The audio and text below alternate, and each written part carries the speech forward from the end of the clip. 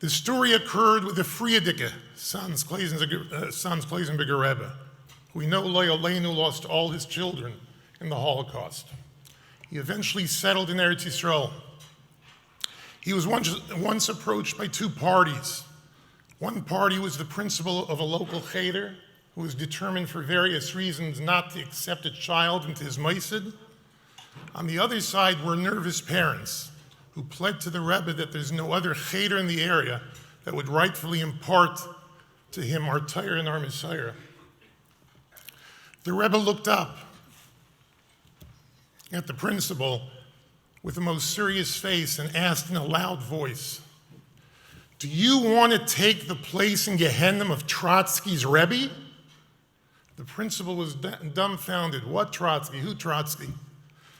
The Rebbe was referring to a young boy named Leib Bronstein from Odessa, who at the tender age of 8 was expelled from the local cheder. I Googled it, by the way, and this, even the Goyish sites talk about this. What the boy did wrong, I can't tell you. I know there were no smartphones in the late 1800s, no televisions, not even iPads. Perhaps it was due to the employment of his father, David Bronstein, who was a mere farmer. This boy, who eventually changed his name to Leon Trotsky, led the Red Army in Russia for over 20 years. During his tenure, he murdered, Rachmana litzlan, millions of Yidden, Anoshim, Noshim Mitaf. He was eventually assassinated, but unfortunately only after he had committed these terrible atrocities. The Kleisenberger Rebbe did not ask if the principal standing in front of him wanted to take Trotsky's place in Gehenna. That would have been a halbitzer. What he did ask was, do you want to take the place of Trotsky's Rebbe? The Rebbe who made the decision that this young boy didn't deserve to be in a yeshiva. The Rebbe who decided that this boy should be someone else's problem.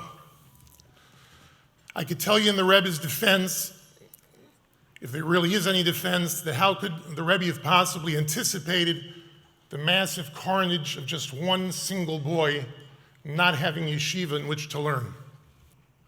There's a musig of a kehila, a communal setting.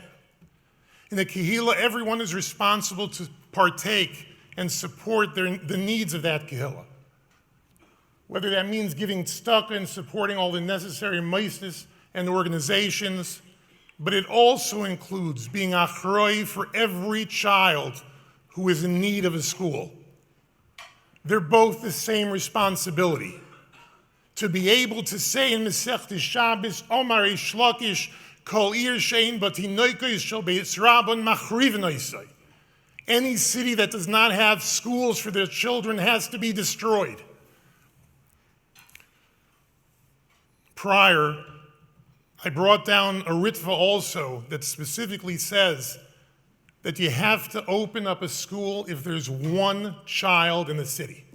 And while I can't tell you which teretz is accurate, one thing the Gemara definitely makes clear is that if even one child doesn't have a school, the result will be Nishtakha Torah Miyisrael. Or perhaps they're not telling us a chiddush. We just never realized that one child not in school is pikuach nefesh.